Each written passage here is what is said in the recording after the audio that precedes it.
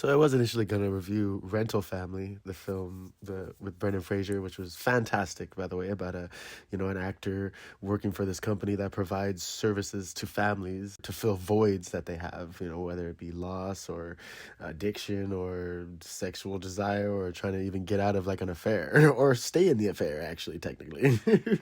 But, given the holidays and everything, I just kind of was backed up, busy, and so I was going to make that review, but I ended up seeing this trailer for Benedict Cumberbatch's new film, The Thing with Feathers, and I was like, whoa, this is something that could use Rental Family services.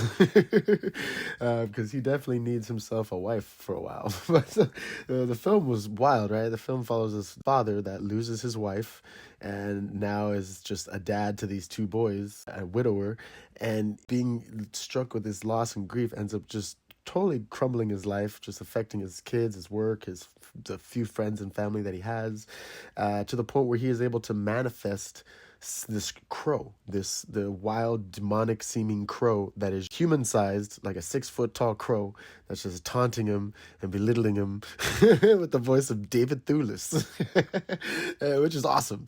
I would never have thought he could do a voiceover so sinister. It was just awesome.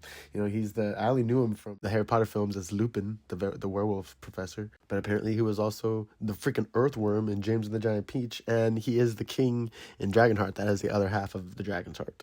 So he is this manifestation, I guess, of his grief and loss and just pecking away at him, at his sanity. But he also draws these weird graphic novels out. Like, it's so vague what everything is. Like, you don't know anybody's names.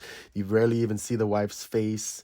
The boys are just, his sons are just the boys. I love how vague it is because you're not really sure what he does or why he does it, but he's drawing and he's creating these crows that then becomes this sentient crow, and he ends up getting these like crow ticks throughout the movie where you're like, oh, he's like clearly losing it. He's lost in the sauce because he's drinking, using, drugs and stuff sometimes here and there in the film, whether I think he's just smoking weed, but his mind is definitely being altered in a sense where he is. Do you want to talk?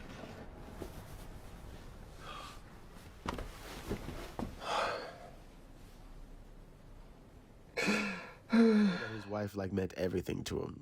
He pretty much relied on her for everything. He's obviously a very introverted person, and then when they found each other, that was it. And he had kids, and he thought everything was gonna be perfect. And then she dies very suddenly. It's very vague on how she even died. They don't really explain any of it. It just happens. So you're just in the dark. So you're just watching from the dark as his grief just consumes him. And the film is wild. I genuinely enjoyed it. It was a lot of fun. It blurs the lines of reality and imagination because the same things start happening to everybody, and you're like, is this in all of their minds? Are they actually seeing this? It's just like, what the heck is going on?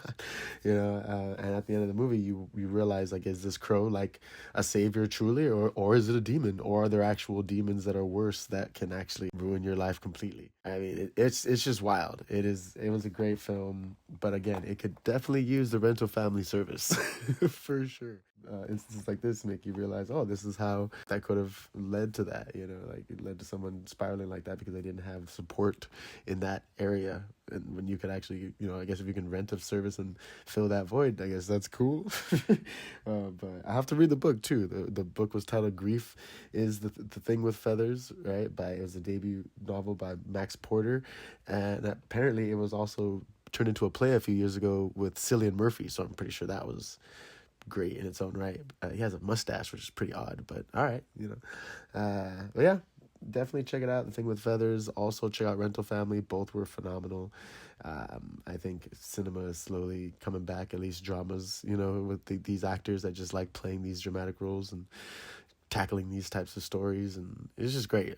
Brendan Fraser and Benedict Cumberbatch, now they got to be in a film together. But yeah, this has been Ghost and Craig. Thanks so much for tuning in. Like, share, and subscribe, and we'll catch you guys in the next one. Peace.